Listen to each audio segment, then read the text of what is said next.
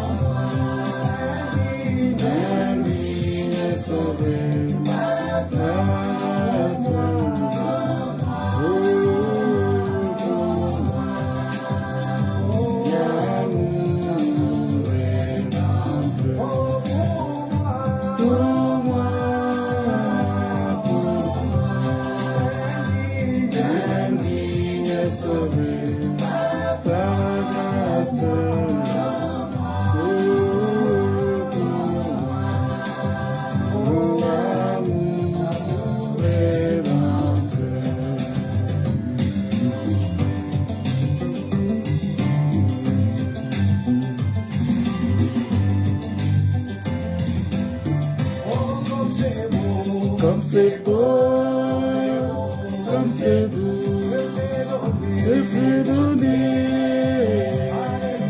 c'est l'amour divin. Oh, l'amour est d'enfer. Comme c'est beau, comme c'est doux, de plus donner, c'est l'amour divin. L'amour est d'enfer. Pour moi, l'indigne est sauvé par la grâce. Pour moi, l'amour est d'enfer. Pour moi,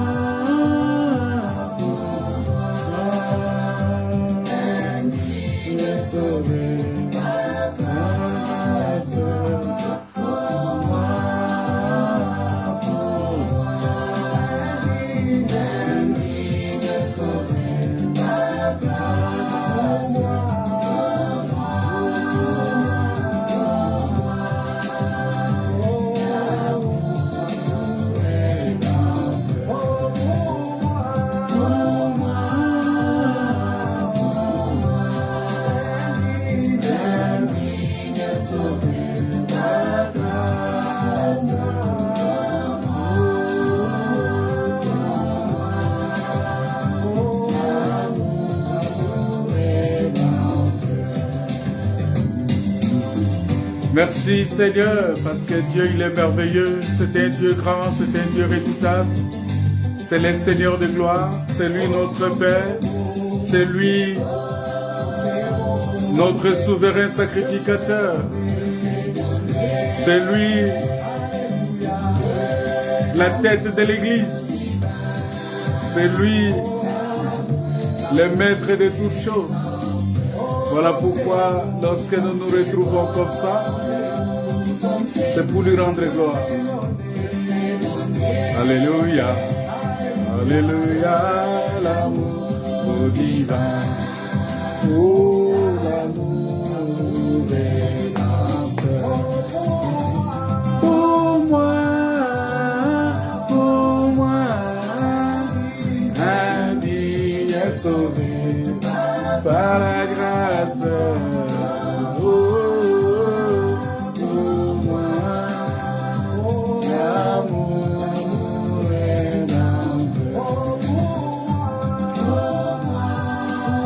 Béni soit le Seigneur.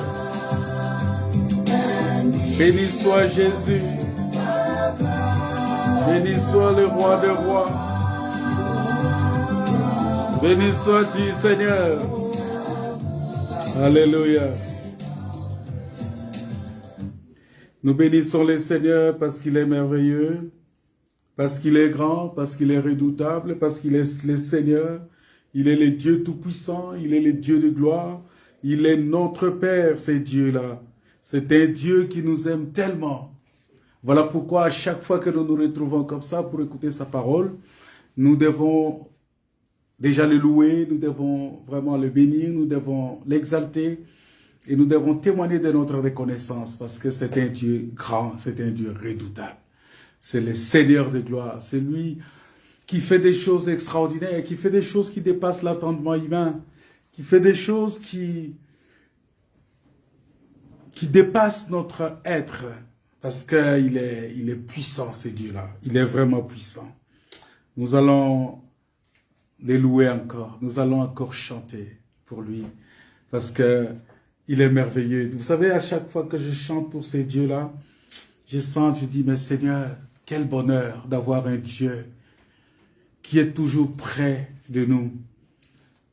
Et vous savez, j'ai partagé ce matin quelque chose de quelque chose de très important, important pour toi, important pour moi aussi, pour nous parler de la manière dont le Seigneur est en train de travailler, comment, par rapport à la marche des enfants de Dieu, plus tu marches, plus tu avances avec le Seigneur, plus la porte s'ouvre devant toi.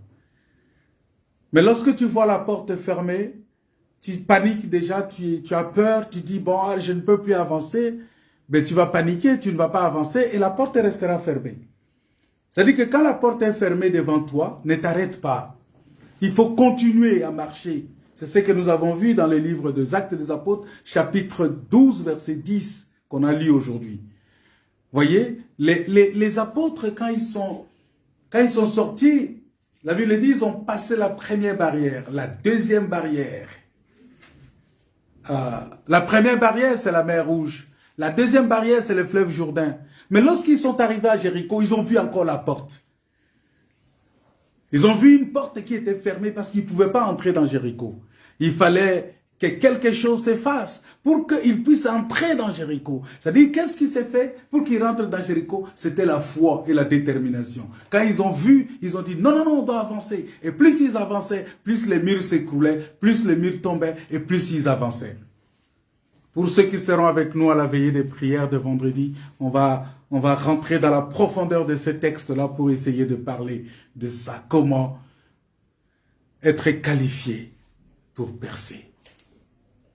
Que Dieu vous bénisse. On va chanter un cantique là, et après on va écouter la parole de Dieu. On va écouter la parole de Dieu.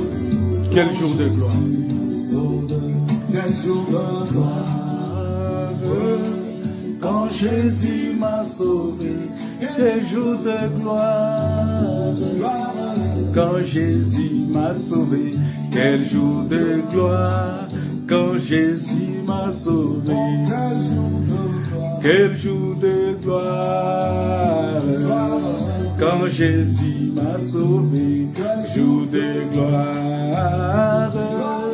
Quand Jésus m'a sauvé, quel jour de gloire. Oh, quand Jésus m'a sauvé, quel jour de gloire, quand Jésus m'a sauvé. Aux choses Du passé, je ne veux plus toucher aux choses du passé. Oh, je ne veux plus toucher aux choses du passé. Je ne veux plus toucher. Quel jour de gloire quand Jésus m'a sauvé. Quel jour de gloire. Lorsque tu réalises que Jésus t'a sauvé, tu réalises le salut de Dieu, la bénédiction de Dieu, tu vas dire quel jour de gloire. Tu m'as sauvé, jour de gloire. Quand Jésus m'a sauvé, quel jour de gloire. Quand Jésus m'a sauvé. Alléluia. Des chaînes de Satan, Jésus m'a libéré. Des chaînes de Satan, Jésus m'a libéré. Des chaînes de Satan, Jésus m'a libéré. Quel jour de gloire quand Jésus m'a sauvé. Quel jour de gloire quand Jésus m'a sauvé. Jour de gloire. Oh, quand Jésus m'a sauvé, jour de gloire. Quand Jésus m'a sauvé, quel jour de gloire. Quand Jésus m'a sauvé. Oh, c'est ne Plus moi qui vis, oh, c'est Christ qui vit en moi. Ce n'est plus moi qui vis, c'est Christ qui vit en moi. Ce n'est plus moi qui vis, c'est Christ qui vit en moi. Quel jour de gloire quand Jésus m'a sauvé. Quel jour de gloire, oh, quand Jésus m'a sauvé. Jour de gloire, oh, quand Jésus m'a sauvé. Jour de gloire, oh, quand Jésus m'a sauvé. Quel jour de gloire quand Jésus m'a sauvé. Alléluia. je suis Destiné avant la fondation de moi. Je suis prédestiné, oh, avant la fondation. Je suis prédestiné avant la fondation. Quel jour de gloire quand Jésus m'a sauvé. Quel jour de gloire quand Jésus m'a sauvé. Jour de gloire quand Jésus m'a sauvé. Quel jour de gloire, oh, quand Jésus m'a sauvé. Quel jour de gloire quand Jésus m'a sauvé. Alléluia. Je serai enlevé par la grâce de Dieu. Je serai enlevé par la grâce de Dieu. Je serai enlevé par la grâce de Dieu. Quel jour de gloire.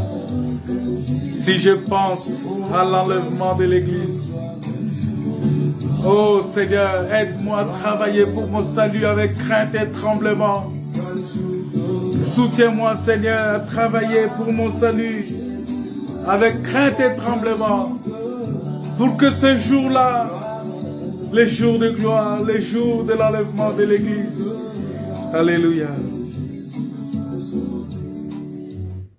ça sera un jour merveilleux, ça sera un jour extraordinaire, ça sera un jour grand, ça sera un jour redoutable, ça sera un jour glorieux, ça sera un jour béni, ça sera un jour de la grâce. Un jour où nous allons nous réjouir avec le Seigneur. Bien-aimés dans le Seigneur, c'est un jour important. C'est un jour glorieux. C'est un jour où nous serons dans la joie, où nous allons oublier tout ce que nous sommes en train de vivre dans ce monde. Ah, on cherche le mariage, on cherche le boulot, on cherche ceci, on cherche à manger. Tous les jours, on se dérange. Qu'est-ce qu'on va manger aujourd'hui? On a des problèmes de maladie, il faut voir son médecin. Ah, ton médecin t'envoie ici, il faut faire des examens, il faut faire... Ces jours-là, toutes ces choses-là vont s'arrêter. Nous allons vivre la gloire de Dieu. Nous allons vivre la main de Dieu. Nous allons vivre la puissance de Dieu. Nous allons vivre la gloire de Dieu, la gloire du Saint-Esprit. Quel jour de gloire! Quel jour de gloire! Quel jour de gloire pour nous! Voilà pourquoi, bien-aimés dans le Seigneur, il est important de prier et de travailler pour son salut avec crainte et tremblement. C'est très important. Parce que plus nous travaillons pour notre salut avec crainte et tremblement, ça nous permet justement d'être de ces personnes-là, des gens qui sont prédestinés dès avant la fondation du monde, mais aussi, ce n'est pas pour rester dans ce monde, ce n'est pas pour continuer à nous préoccuper des choses de ce monde, mais nous savons que notre bénéfice, notre bénédiction, notre gloire, notre joie, c'est en Jésus-Christ, notre Seigneur et notre Sauveur. Nous sommes en train de parler de la sacrificature en action, mais nous parlons de culte raisonnable et on a commencé à parler sur les arbres parce que il fallait expliquer aussi ces arbres-là, qu'est-ce que ça signifie. Et là, nous sommes en train de parler de l'hysope. On continue à parler de l'hysope. Et on avait pris une écriture dans les livres de Lévitique. Je ne vais pas lire cette écriture-là dans l'entièreté parce que c'est quand même un long texte. Mais je vous convie à les avoir avec vous. Lévitique chapitre 14, les versets 33 à 53. C'est ce texte-là que nous sommes en train de lire. Et nous sommes en train de voir... Il y a des choses que nous avons commencé à voir au travers de ce texte-là. Nous avons vu qu'il s'agit ici de la lèpre qui touche la maison. Et lorsque la lèpre touche la maison, on doit regarder maintenant cette lèpre-là. Comment ça s'est fait? Il faut regarder cette maison-là. Et nous avons vu que cette maison-là, on a parlé de cette maison-là en 2 dimensions. La fois passée, c'était le vendredi, je pense. On a dit que cette maison-là, c'est d'abord Jésus-Christ, qui est la maison des dieux. Et c'est cette maison-là qui a revêtu, qui a eu la malédiction, qui a porté la malédiction. Et quand cette maison-là, parce que la lèpre, c'était le signe c'est le signe de péché. La lèpre, c'est le signe de malédiction. La lèpre, c'est le signe de quelque chose. En fait, c'est le péché, c'est quelque chose de mauvais. Et vous savez, en Israël, il y avait un principe que quand quelqu'un est touché de la lèpre, on le prenait, on le mettait dehors. On prenait cette personne-là, on le mettait dehors. C'est là où je vais aider un peu, excusez-moi, je vais faire une petite parenthèse pour aider les frères qui, j'ai lu quelque part, j'ai vu, il y a des frères qui se battent pour la doctrine de dépouillement, tout ça, il faut dépouiller, ainsi de suite. Hein, quand on doit dépouiller quelqu'un, s'il fait quelque chose, on doit le dépouiller. S'il commet un péché, on l'a enseigné, il n'écoute pas, il faut le dépouiller hein, du ministère. C'est-à-dire il faut enlever le ministère en lui. Cette histoire n'existe pas dans la Bible, on ne dépouille pas quelqu'un du ministère. Non, c'est pas possible. On ne peut pas dépouiller quelqu'un du ministère. La meilleure façon de dépouiller quelqu'un du ministère, c'est lorsqu'il commet un péché et qu'on trouve que son péché-là, il n'arrive pas à s'en débarrasser. Il ne peut pas se... Parce que vous allez voir que ici, il est question, on parle des sacrificateurs ici. À un certain moment, on doit fermer la maison. On va parler de ça. On ferme les sacrificateurs, quand ils entrent, ils trouvent que la maison a des lèpres. On ferme la maison. C'est-à-dire que ceux qui sont dans cette maison-là ne vont plus exercer. Tous les sacrificateurs, on va parler de ça en 2 dimensions. On va voir ça. On va voir que la maison là, c'est d'abord Israël. Quand on a fermé, on va toucher ça. Mais ici, exclusivement, si je veux parler de manière un peu vraiment ramassée, bref, si je veux parler de cette question de dépouillement du ministère, vous allez voir que la meilleure façon de dépouiller quelqu'un de son ministère, c'est de le livrer à Satan. Et je vais vous dire que lorsqu'on livre quelqu'un à Satan, si cette livraison-là est bien faite, si c'est fait selon les règles, si c'est fait conformément à la parole, conformément à la doctrine, cette personne-là qu'on a livrée à Satan, c'est pour la destruction de la chair. C'est-à-dire c'est pour que cette personne-là, soit il trouve la mort, soit son corps est complètement détruit. Pourquoi? Parce que la seule chose qui peut arrêter l'exercice d'un ministère, c'est la mort. Parce que quand tu meurs, c'est fini. La mort arrête l'exercice de ton ministère, du ministère que Dieu a mis en toi. Parce qu'après la mort, on ne peut pas exercer le ministère. Je vous demande d'aller voir la parabole de l'homme riche et de pauvre Lazare. Quand Dieu a dit à Lazare que non, ici, c'est pas possible, on ne peut pas faire le ministère ici. On ne peut pas lui enseigner ici, c'est là-bas. Et vous avez, il dit, mais envoie quelqu'un ici pour aller. Il dit, non, non, non, vous avez des gens là-bas qui font ce travail-là. Parce que quand ils finissent là-bas, c'est fini. Ils ne peuvent plus exercer en dehors de là-bas. Parce que dans les cieux, là-bas, au trône de Dieu, ce sont les anges qui exercent le ministère là-bas. Vous voyez, ce sont les anges qui exercent le ministère. Mais nous, notre ministère, nous l'exerçons ici sur la terre. Voilà pourquoi la Bible dit dans 1 Corinthiens 13 que la connaissance disparaîtra. À un certain moment, la connaissance va s'arrêter. La connaissance s'arrête quand? À la mort. Quand tu meurs physiquement comme ça, la connaissance s'arrête. La foi aussi s'arrête. Mais l'amour va rester. Parce que ton esprit qui est l'amour va continuer parce que Dieu est amour.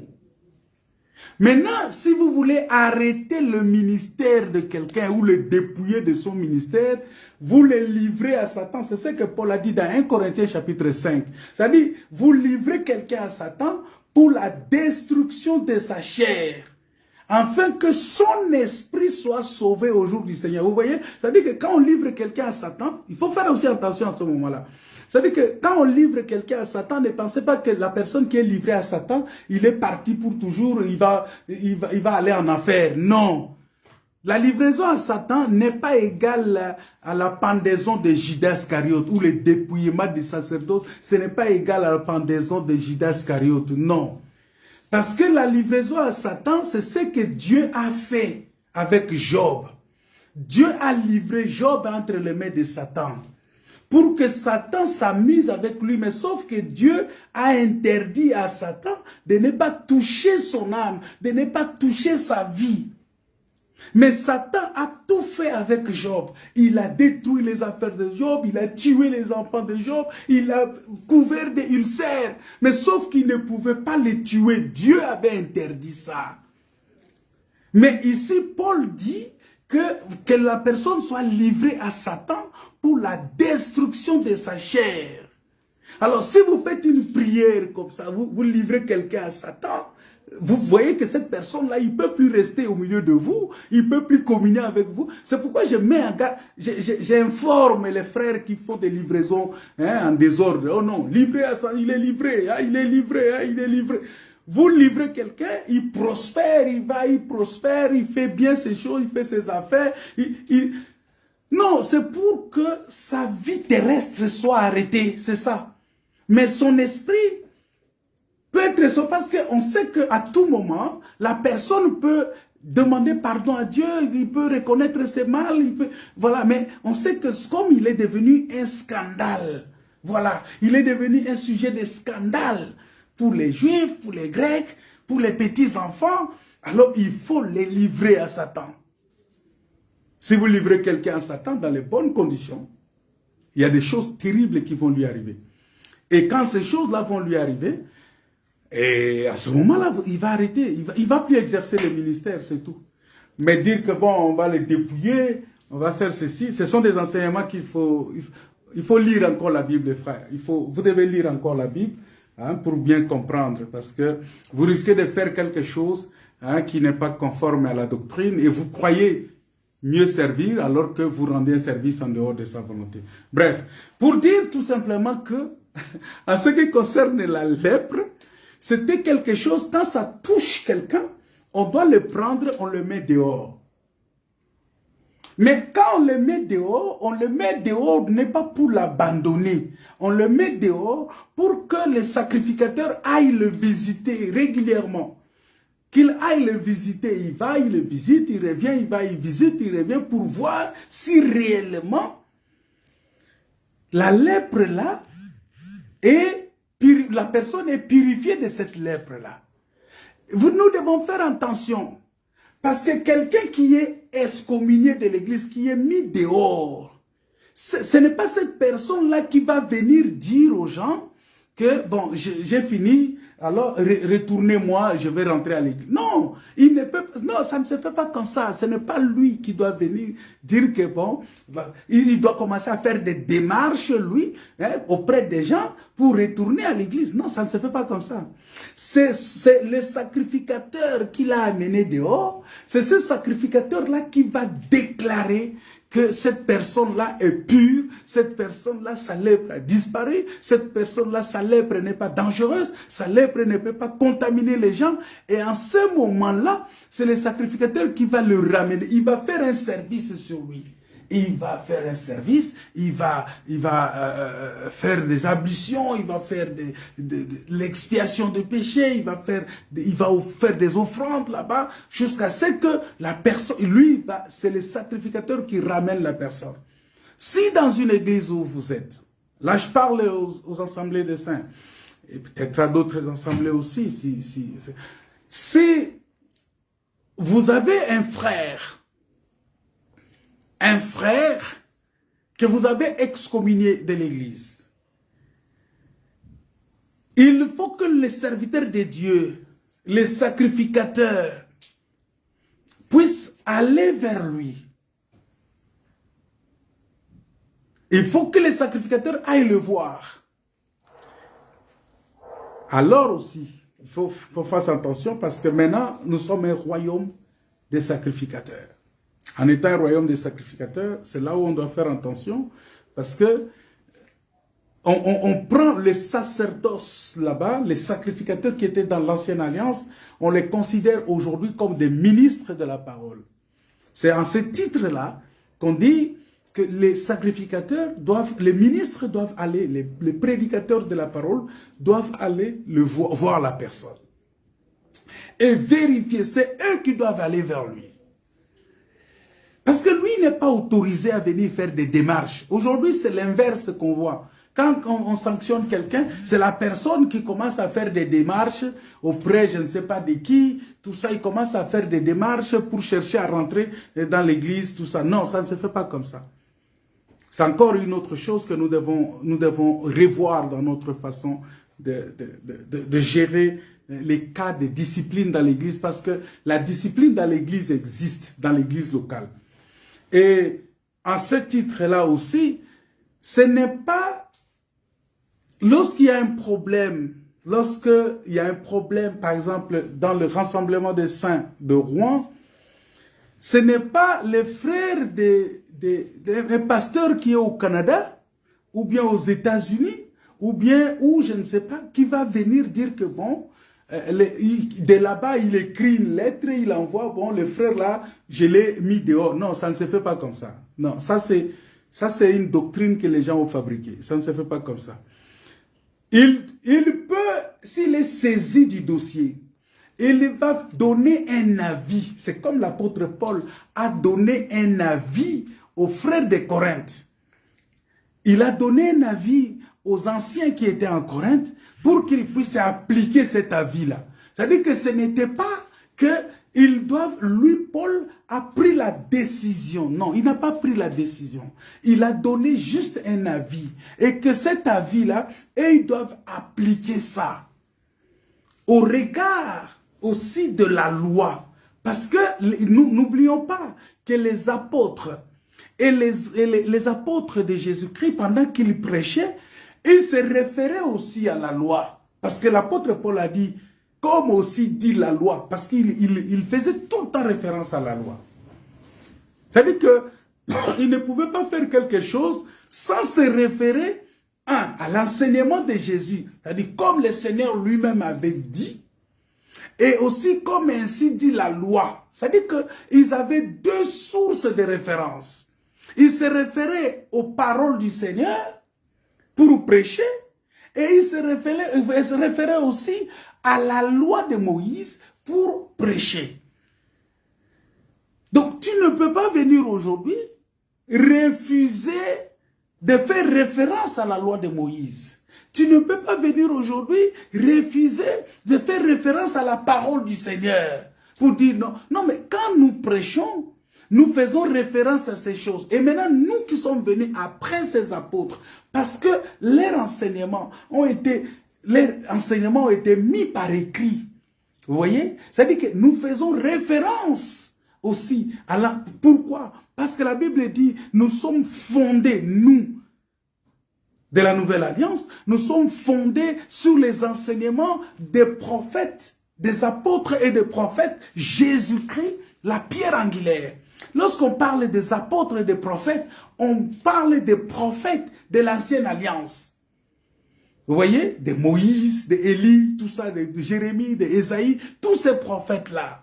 Nous sommes fondés sur leurs enseignements. Mais nous sommes aussi fondés sur les enseignements des apôtres. Et c'est Jésus qui est la pierre angulaire, parce que même dans les enseignements des prophètes, dans les enseignements de Moïse, on voit Jésus. Dans les enseignements de Pierre, Paul, on voit Jésus. Parce que c'est Jésus qui est la pierre de l'angle. Vous voyez? Donc, il faut que cela soit clair, que quand on est ministre, c'est-à-dire que l'église locale, j'y reviendrai quand je parlerai de l'église locale, mais puisque ça touche un peu cette histoire de la lèpre. Donc, la lèpre était faite par les sacrificateurs qui étaient en fonction. Vous voyez? Ce n'était pas un sacrificateur qui venait d'ailleurs, tout ça. Non, non, non, c'était des sacrificateurs en fonction. Et puis, il faut dire que les enfants d'Israël, et ils avaient, vous voyez, ils étaient tous ensemble.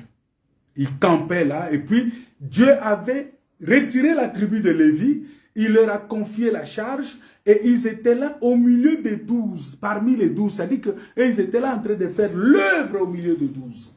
Ils faisaient l'œuvre. Vous voyez, au milieu des 12 tribus d'Israël, des 12 enfants de Jacob. C'est ça ce que les enfants d'Israël, les Lévites faisaient. Et ça, c'était facile pour eux parce qu'il n'y avait pas plusieurs communautés ou plusieurs assemblées comme aujourd'hui. Vous voyez, c'était juste... C'est vrai qu'on peut parler de telle tribu, de telle tribu, de telle tribu, mais toutes ces tribus-là, lorsqu'on faisait la convocation, toutes les tribus se réunissaient dans une seule assemblée. Donc Israël était réuni en une seule assemblée. Israël n'était pas réuni. Ce n'était pas comme nous aujourd'hui, avec la prolifération. Vous arrivez dans une ville, vous avez plusieurs églises, alors vous ne savez plus quelle est la vraie, quelle est la fausse. Donc on est, voilà, chacun prêche pour sa chapelle, et puis ça devient compliqué à gérer. Mais un enfant de Dieu, un véritable enfant de Dieu, il sait que la vraie parole de Dieu, la vraie église, c'est celle qui est basée sur la parole de Dieu, sur l'enseignement, sur la doctrine de Jésus-Christ. Seulement ce que Jésus-Christ a enseigné, nous devons nous soumettre à cela. Lorsque la base n'est pas Jésus-Christ, lorsque la pierre angulaire d'un enseignement n'est pas Jésus-Christ, méfiez-vous. Lorsque l'enseignement cherche à donner gloire à un homme, lorsque l'enseignement cherche à élever un homme, méfiez-vous de cela. C'est ce que l'apôtre Paul a dit, que si, même si c'est un ange qui vient dire que non, écoutez, c'est moi, ne les suivez pas. Voilà.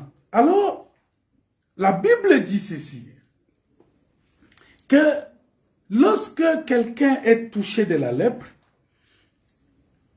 et qu'il est mis dehors, lorsque la maison est touchée de la lèpre, je vous avais parlé que cette maison-là, c'était Jésus.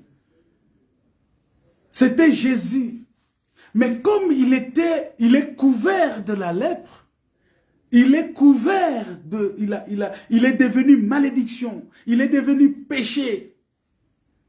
La Bible dit que Dieu devrait l'abandonner en dehors, le laisser en dehors de la ville.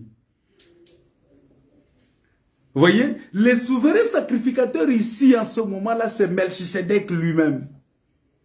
Melchisedec a laissé, il a amené Christ en dehors de la ville. Cette maison-là, qui est amenée en dehors de la ville, c'est Christ. Et il est resté là-bas. Maintenant, il fallait une démonstration. La première démonstration devait se passer par égorger un oiseau. La deuxième était consacrée par un oiseau vivant qui devrait être relâché. C'est-à-dire que le pardon des péchés devrait être constaté dans la maison là. Est-ce que la maison est purifiée ou pas?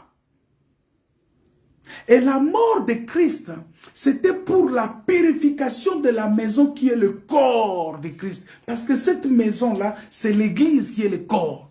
Maintenant, pour cette purification-là, il fallait que le sang puisse couler.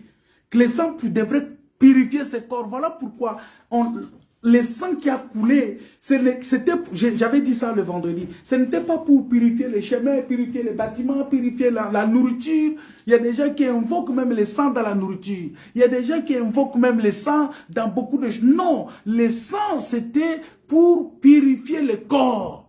Et le corps qui a été purifié, c'est ce corps Christ-là, le corps Christ. Ce corps-là devrait être purifié pour que tout celui qui entre dedans, parce que même moi, je bénéficie de ce sang-là lorsque je rentre en Christ. Quand j'entre en Christ, en ce moment-là, je suis aussi couvert automatiquement par le sang de Jésus-Christ.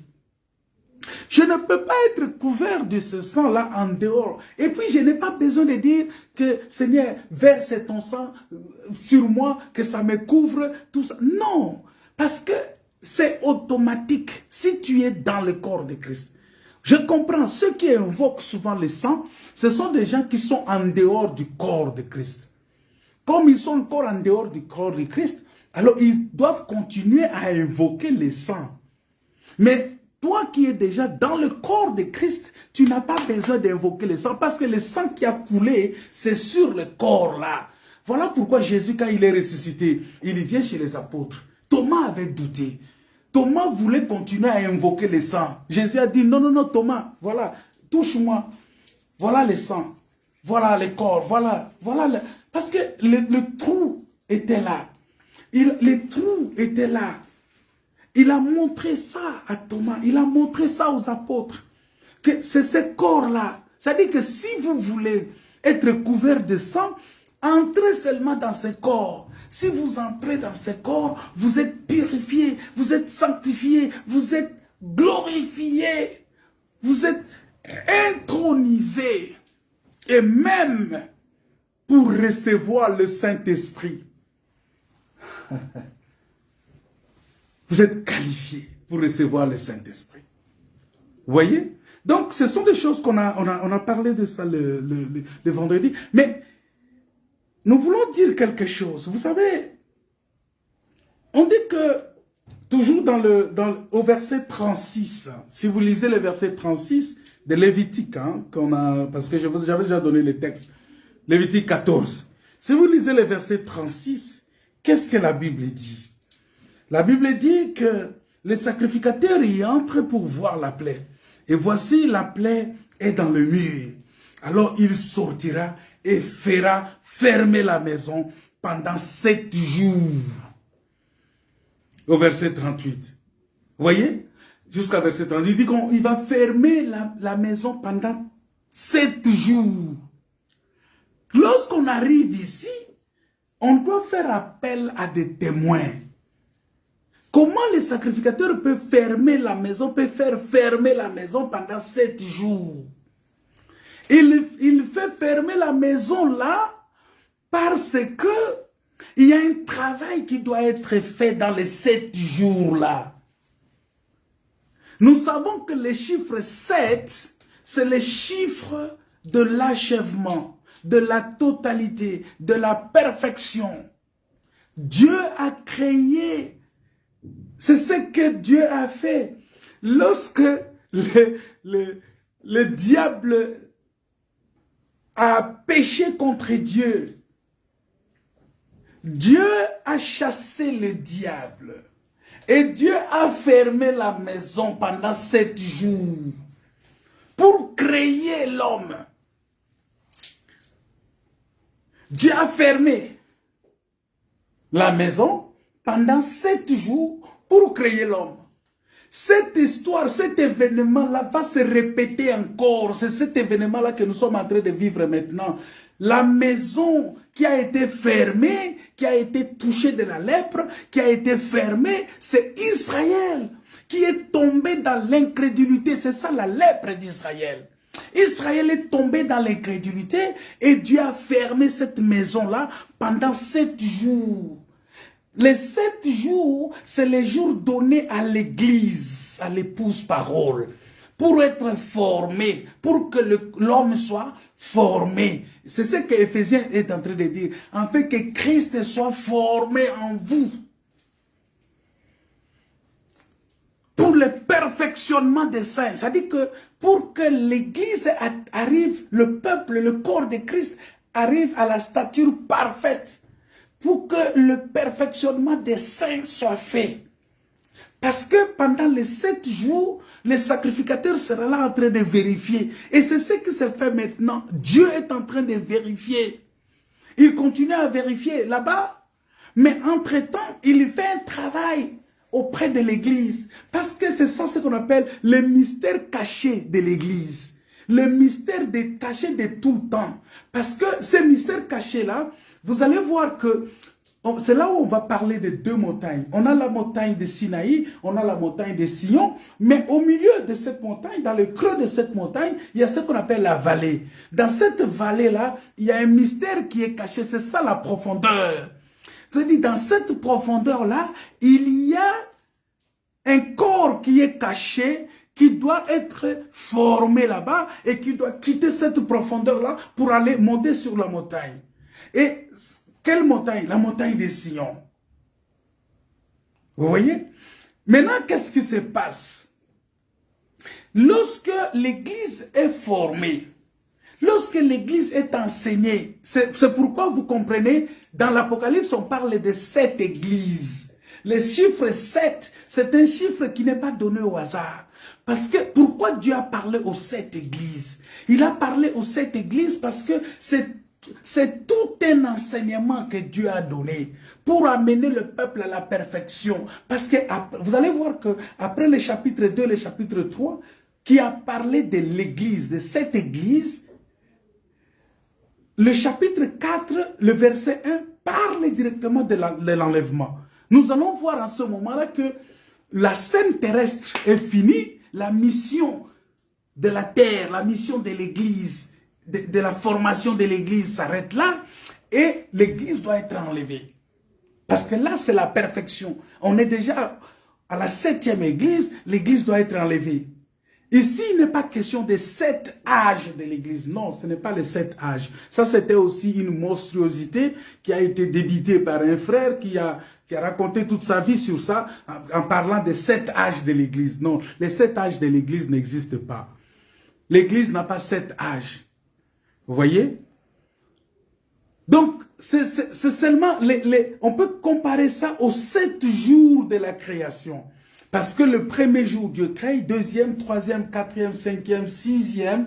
Le 7e jour, il y a des gens qui disent que Dieu n'a rien fait. Oui, selon les Écritures, Dieu n'a rien fait. Mais en réalité, le repos de Dieu, lorsque Dieu se repose, c'est l'achèvement de toutes choses. c'est le tout est accompli. Parce que le repos de Dieu, c'est quand Jésus crie que tout est accompli et il remet son esprit. Voyez, c'est un travail. Mais il dit tout est accompli sur la croix et il remet son esprit. C'est pourquoi, si vous lisez la création, vous verrez qu'il y a 7 jours de la création. Si vous voyez les paroles que Jésus a prononcées sur la croix, Jésus a prononcé 7 paroles sur la croix. Et lorsque il a dit tout est accompli, il devrait maintenant finir par Père, je remets mon esprit entre tes mains. C'est ça l'enlèvement de l'Église. C'est-à-dire que l'œuvre que je suis venu faire, l'œuvre est accomplie, maintenant je remets cette œuvre-là, parce que l'œuvre de Dieu, c'est de faire la volonté de celui qui l'a envoyé. Et comme la volonté de celui qui l'a envoyé, c'était de sauver un peuple, l'Église, le corps de Christ, quand il finit ça, il va maintenant dire, Père, je remets mon esprit entre tes mains. Et il va remettre maintenant l'esprit entre les mains de Dieu. C'est ça l'enlèvement de l'Église. C'est-à-dire que l'Église quitte la terre. Voilà pourquoi Jésus-Christ, en ce moment-là, il n'était plus l'homme de cette terre. Il avait un corps qui pouvait traverser le mur, vous pouvez fermer toutes les portes, il vient, il apparaît. Il avait un corps il pouvait descendre, il pouvait monter. Et c'est dans ce corps-là qu'il est monté. Et c'est comme ça que nous serons enlevés, parce que nous serons transformés dans ce corps-là, et nous serons enlevés dans les airs, à la rencontre du Seigneur dans les airs. Alléluia, quelle grâce. Vous voyez? Et donc, à ce moment-là, nous comprenons que la maison-là,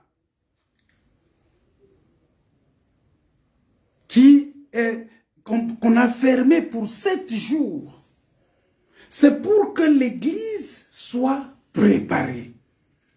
Voilà pourquoi notre temps maintenant, bien-aimés, le temps que nous vivons maintenant, c'est le temps où Dieu est en train, il a fermé la maison Israël. Il a fermé cette maison-là. Et maintenant, parce qu'il n'y a plus de service là-bas, même les sacerdoces là-bas s'est arrêté. Il a fermé. Il n'y a personne pour faire les sacerdoces là-bas maintenant.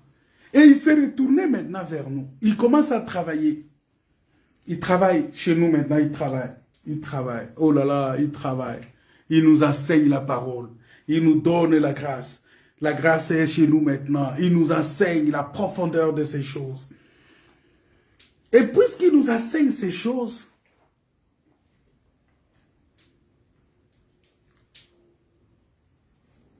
parce que à ce moment-là, la relation est interrompue. Tout est fermé. Tout est fermé. Ça, c'est la première partie, le premier volet de cet enseignement. C'est-à-dire que Israël aujourd'hui est dans cet état-là d'une maison fermée. Plus de service là-bas. Personne ne peut faire le service dans cette maison-là. Et le 7e jour, le sacrificateur retournera et regardera. Ah! Parce que le sacrificateur ici, c'est Christ, selon l'ordre de Melchisedec. La Bible dit qu'il retournera et il va regarder. C'est ça, on parle du retour de Jésus-Christ. Parce que Jésus va retourner en Israël. Et c'est en ce moment-là qu'Israël va présenter les fruits. Pourquoi? Parce que ici, vous allez voir que on parle de quelque chose de très important. On parle de l'enduit de la maison. L'enduit de la maison ici, ça parle de fruits. L'enduit de la maison ici, ça parle aussi de la feuille. C'est pourquoi ça nous ramène dans l'histoire des figuiers que nous avons apprise. Parce que dans l'histoire des figuiers, on dit que Jésus a vu la feuille, il est allé pour manger des fruits, il n'a pas trouvé de fruits, il a maudit les figuiers. Ah, c'est ça la maison qui est mise en dehors. Et il va y retourner encore pour manger. Et cette fois-là, on va trouver des fruits parce qu'on a vu que l'arbre, c'est... Vous voyez, ça dit que c'est tout un message. La Bible est tellement synchronisée que lorsque vous lisez la Bible, vous voyez que c'est pratiquement les mêmes choses qui est dites ici, qui est dites là-bas, et synchronisé comme ça. Quel est le but de cela? Le but de ça, c'est le salut. C'est pour t'apporter le salut, c'est pour te donner le salut, c'est pour que tu puisses écouter et comprendre et tirer l'enseignement et recevoir le salut. On dit que le sacrificateur va retourner. Et quand il va retourner, il va voir que le mur de la maison qui était revêtu d'un enduit dont l'aspect dépendait du soin avec lequel les pierres qu'il recouvrait avaient été mises en œuvre. Et vous allez voir que il y a, parce que les pierres sont cachées par l'enduit. C'est pourquoi vous allez comprendre que c'est l'enduit qui cache les pierres. De sorte que l'enduit soit la première des choses qu'on doit voir lorsqu'on apparaît. Si on ramène ce texte-là aujourd'hui dans l'église, parce qu'on peut le ramener aussi dans l'église. Lorsqu'on arrive chez un enfant de Dieu, la première des choses qu'on doit remarquer, ne pense pas que c'est ton intérieur qui va parler. Non. C'est ton extérieur qui va d'abord parler. Les gens vont écouter la façon dont tu parles, la façon dont tu te comportes, la façon dont tu réagis, la façon dont tu vis. Un enfant de Dieu qui est tout le temps dans les bars, dans des choses comme ça, on va se poser beaucoup de questions. Tu es dans des boîtes de nuit, pour faire quoi? La Bible dit tout m'est permis, mais tout n'est pas utile. Un enfant de Dieu qui est tout le temps en train de se battre, qui est dans les bagarres, dans des choses comme ça, on se pose la question. Un enfant de Dieu qui est tout le temps sous l'effet de la colère, impulsif. Non. Un enfant de Dieu qui est orgueilleux. Non. Un enfant de Dieu qui ne pardonne pas. Non. C'est-à-dire, tout ça, c'est l'enduit. C'est l'enduit de la maison. C'est ça qui garde, parce que c'est l'amour qui garde la pierre. Nous, comme des pierres vivantes, nous sommes gardés par l'enduit. C'est ça l'attitude d'un croyant qui est gardé par la parole. Gardé par les œuvres de la foi. C'est-à-dire que quand tu crois au Seigneur, il faut produire des fruits dignes de la repentance. Et c'est ça qu'on doit voir en toi. C'est ça qu'on doit regarder en toi. C'est ça qu'on doit vivre en toi. Si on ne voit pas ces choses-là, ça devient compliqué. Voilà pourquoi vous allez remarquer que ce sont des choses qu'on doit vérifier.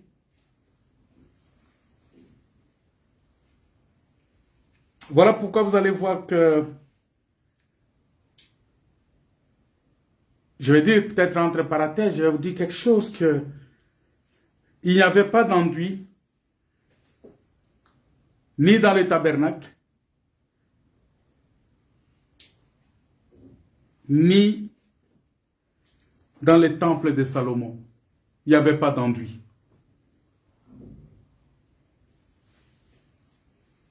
Pourquoi? Parce que ça parle de Christ. Le tabernacle et le temple de Salomon, ça parle exclusivement de Christ.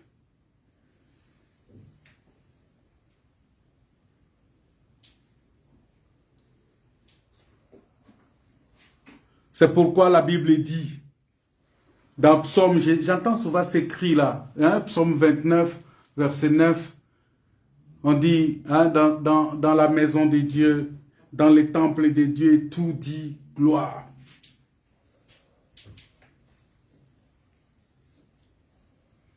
Ça, c'est Christ.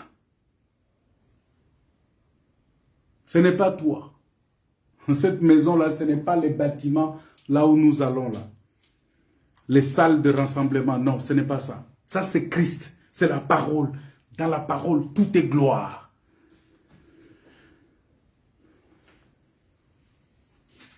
Dans la parole de Dieu, dans Christ, tout dit gloire. Retenez ça. C'est dans Christ.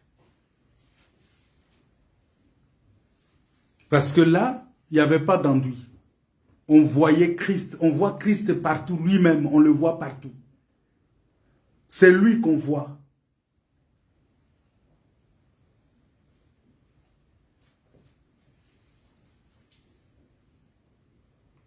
Mais nous voyons aussi que ces pierres-là, lorsque la pierre est essuyée, ça veut dire que toute la maison est essuyée. La pierre ici peut être des prédicateurs, des serviteurs de Dieu. Pourquoi? Parce que Paul l'a expliqué. Paul a dit à Timothée, Timothée, veille sur toi-même et sur ton enseignement, car en agissant ici, tu te sauveras toi-même et tu sauveras ceux qui t'écoutent. C'est-à-dire, si un prédicateur enseigne des fausses doctrines, des mauvais enseignements, c'est-à-dire que tous ceux qui l'écoutent ne seront pas sauvés. Retenez ça. Tous ceux qui l'écoutent là ne seront pas sauvés. Ne dites pas que oh non, Dieu viendra, il va le juger lui-même et nous, ça nous... Non! Toi qui l'écoutes et lui-même aussi, vous tous, personne ne sera sauvé.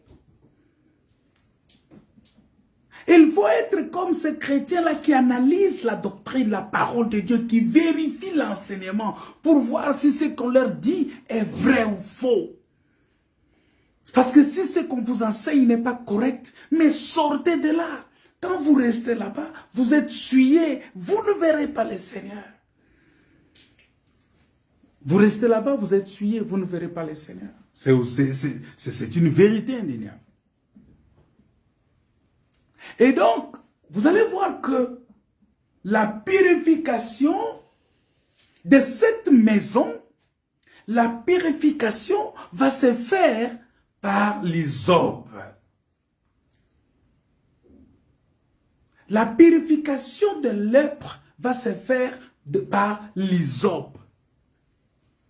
Voilà pourquoi l'hysope devient important ici. Et voilà pourquoi Jésus, parce que sur lui, il s'était chargé de la lèpre. Voilà pourquoi lorsqu'il a demandé de l'eau, au lieu qu'on prenne des gobelets ou des cruches qui étaient là, on lui apporte seulement de l'eau, dit prends, bois. Non, on prend l'hysope, on met dans l'éponge et on met sur lui, on lui donne. C'était pour que le corps, c'était pour la purification de ce corps-là. Parce que, vous savez, ce corps-là ne devrait toujours être purifié, rester sanctifié, parce que c'est un corps nazaréen. C'est un corps qui est mis à part, qui ne doit pas être tacheté. Parce que ce corps-là, il englobe beaucoup de personnes. Tous ceux qui croient en Jésus-Christ sont sanctifiés par ce corps-là. Et donc, il fallait que l'hysope fasse le travail de la purification de ce corps-là. Voilà pourquoi on a utilisé l'hysope. Et l'hysope, en même temps, vous allez voir que le véritable hysope, la parole de Dieu est compliquée. La véritable hysope, c'est Jésus-Christ sur la croix. Pourquoi? Parce que quand on a percé les côtes de Christ, la Bible dit que l'eau aussi est sortie. Ah, l'hysope a purifié par l'eau qui est sortie. Jésus-Christ lui-même est l'hysope. Pour purifier son peuple, pour nous purifier. Voilà pourquoi lorsqu'on l'a crucifié, c'était de l'hysope. Lorsqu'on l'a crucifié, il devrait sortir de l'eau pour nous purifier. Pour nous laver. Comme Hébreu dit, le corps lavé d'une eau pure. C'est-à-dire de l'eau qui sort d'une source qui n'est pas polluée. D'une source qui n'est pas infectée. D'une source qui n'a pas besoin d'être assainie. D'une source pure. Voilà pourquoi il avait dit à la femme samaritaine, l'eau qui est en moi. Parce que quand elle parlait à la femme samaritaine, il parlait comme de l'hysope. Parce qu'il était en face d'une femme qui avait 5 hommes, même le sixième qu'elle avait n'était pas son mari. C'est-à-dire que cette situation mettait déjà cette femme samaritaine-là dans une position d'une femme prostituée, d'une femme qui fait la fornication. Maintenant, il fallait que cette femme-là soit purifiée. Et Jésus se présente devant cette femme-là comme de l'hysope. Regardez la façon dont il s'est présenté. Il s'est présenté comme quelqu'un qui a soif. C'est ça la faiblesse. Parce que l'hysope, c'est une plante qui est faible. Et il se présente comme quelqu'un qui est affaibli, qui a soif. Parce que vous savez, quand quelqu'un a soif, il est affaibli. Il est affaibli, il n'a pas de force, il n'a pas de courage. Et il s'est présenté comme ça, comme de l'hysope. Il dit, donne-moi à boire. La femme regarde et dit, mais toi, faible plante comme ça, toi l'hysope, mais qu'est-ce que tu vas mettre? Non, non, non, non, non, il n'y a pas de rapport. Nous, le salut vient des Juifs, c'est-à-dire des hommes forts.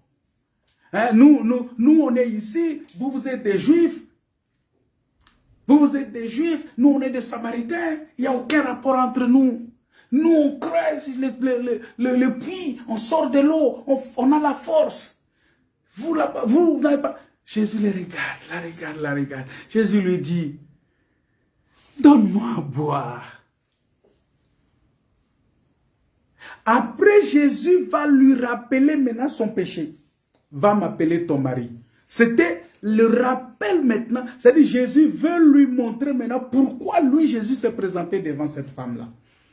Il dit, je suis venu maintenant pour te libérer parce que là où tu es, la position dans laquelle tu te trouves, ce n'est pas une bonne position. Il faut que tu sortes de cette position-là. Il faut que tu sortes de la fornication. Il faut que tu sortes de cette mauvaise vie. Il faut que tu sortes de cette vie de péché. Il faut que tu sortes de là.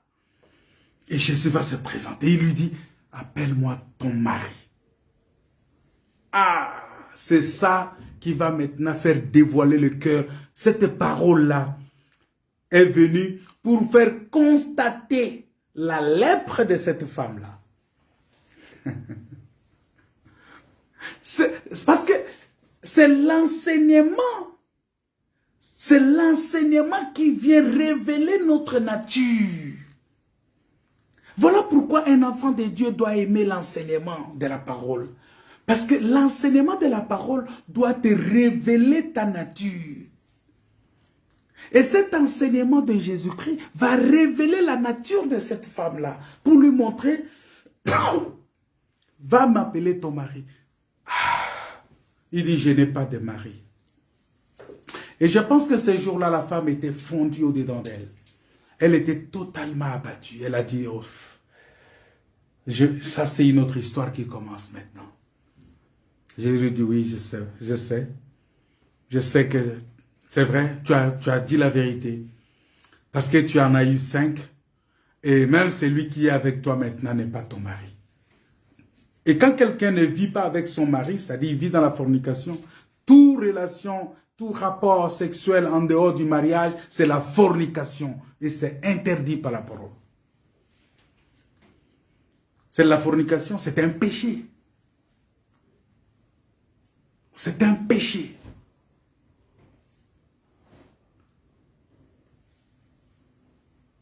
Et Jésus va lui dire,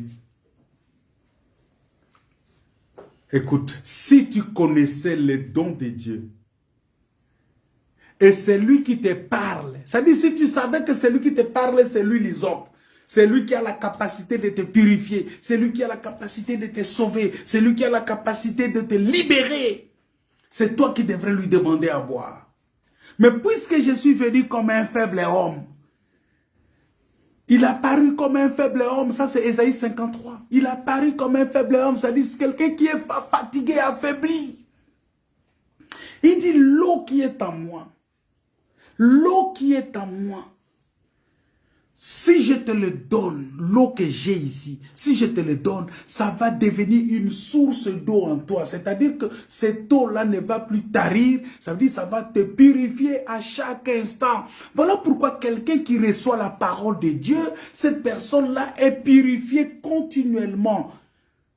Si la parole de Dieu est en toi, sache que tu es purifié par cette parole-là. Chaque jour que nous recevons la parole de Dieu, cette parole-là nous purifie, nous met dans une condition d'être sanctifié continuellement, d'être purifié continuellement. Et si quelqu'un refuse la parole, il n'a pas une autre possibilité d'être purifié. Voilà. Alors, voilà l'hysope, Jésus-Christ, qui a purifié cette femme-là. Et la femme s'est sentie purifiée.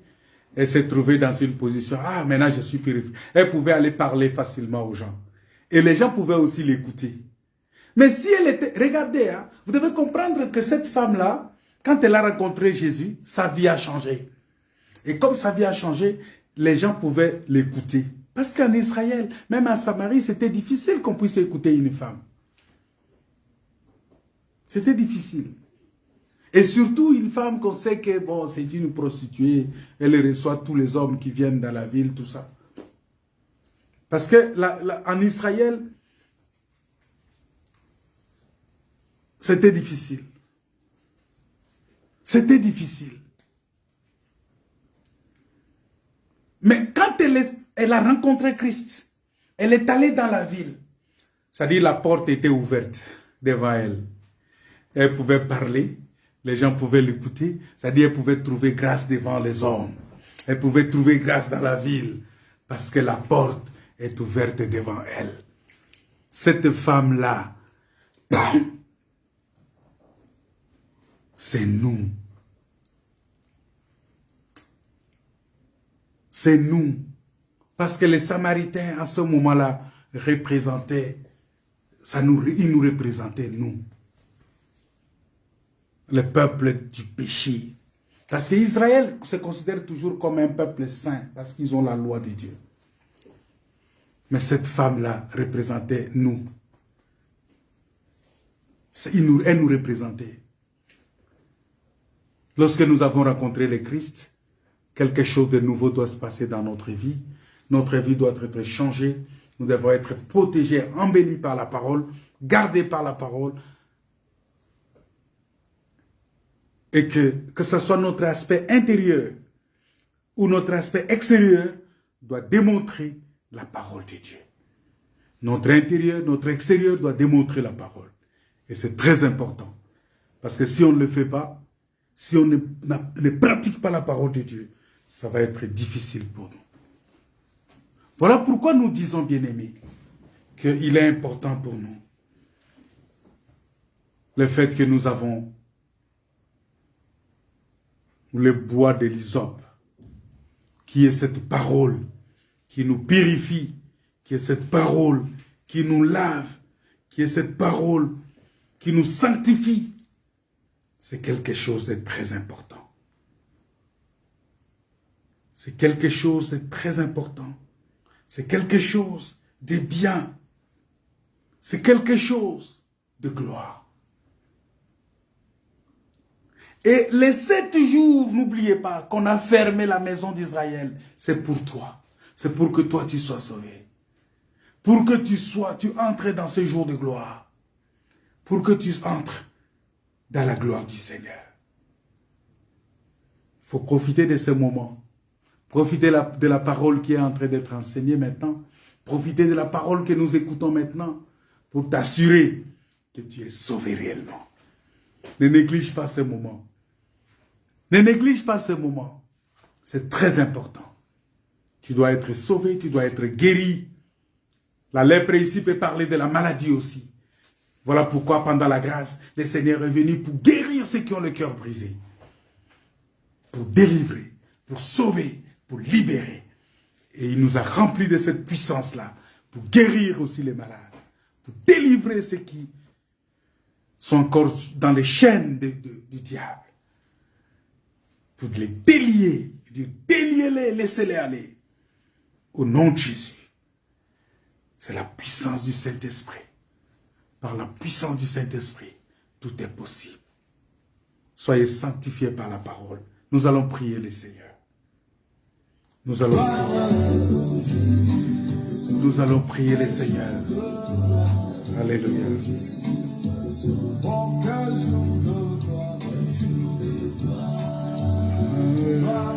Quand Jésus m'a sauvé, jour de gloire. Quand Jésus m'a sauvé, gloire. Jésus. Quel jour de gloire, jour de gloire, quand Jésus m'a sauvé. Alléluia. Oh Seigneur, oh Dieu Tout-Puissant, étends tes saintes mains de grâce. Quel jour de gloire, quel jour de gloire, quand Jésus m'a sauvé. Jour de gloire, quand Jésus m'a sauvé. De gloire, quand Jésus m'a sauvé. Jour de gloire, quand Jésus m'a sauvé.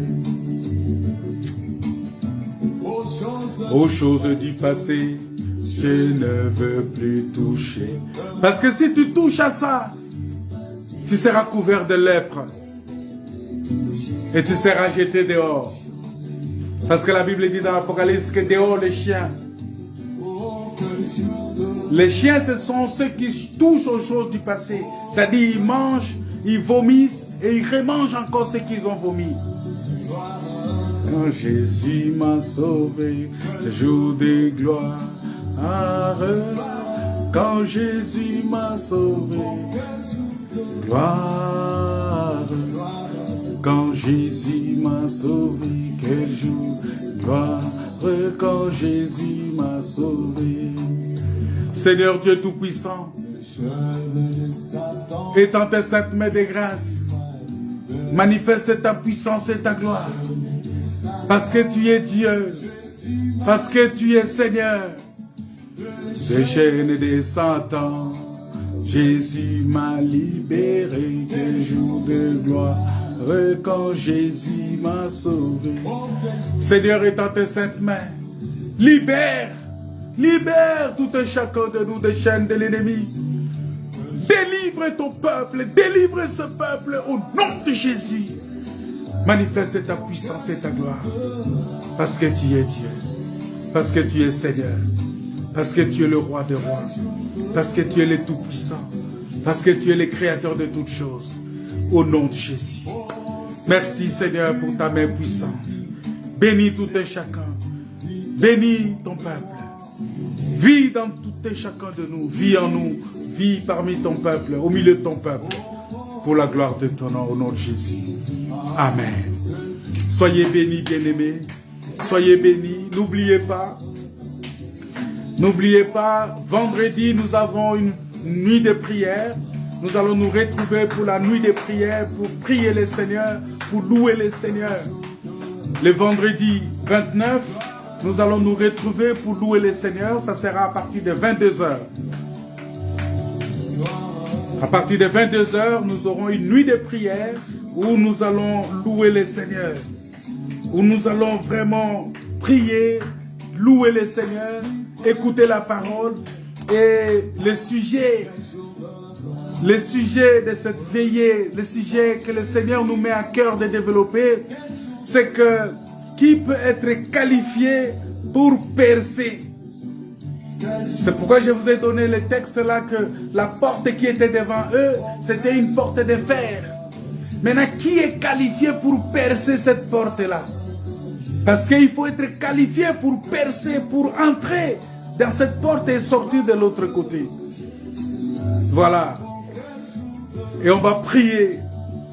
On va prier pour les gens, on va prier pour les malades, on va prier pour la délivrance, on va prier pour que le Seigneur puisse visiter son peuple, pour que les portes s'ouvrent devant toi, pour que les portes s'ouvrent dans tes affaires, pour que les portes s'ouvrent dans tout ce que tu entreprends, pour que les portes du royaume, les portes du ciel s'ouvrent devant toi. Parce que Jésus a dit, voici je mets devant toi une porte ouverte que personne ne peut fermer. Il dit, personne ne peut fermer cette porte-là. Attention, devant qui il a mis cette porte-là? Ce n'est pas devant tout le monde, devant ceux qui sont qualifiés. Parce que devant ceux qui sont qualifiés, Dieu met une porte ouverte. Mais si tu n'es pas qualifié, la porte est encore fermée. Il faut maintenant que tu sois qualifié pour que la porte s'ouvre.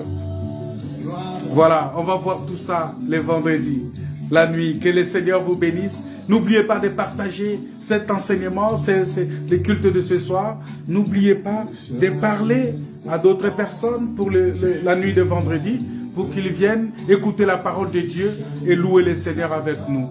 Que Dieu vous bénisse, que Dieu vous comble de sa grâce, que Dieu vous soit très favorable au nom de Jésus, notre Seigneur et Sauveur. Soyez bénis mes frères, soyez bénis mes frères et sœurs pour la gloire de Dieu. Au nom de Jésus. Amen.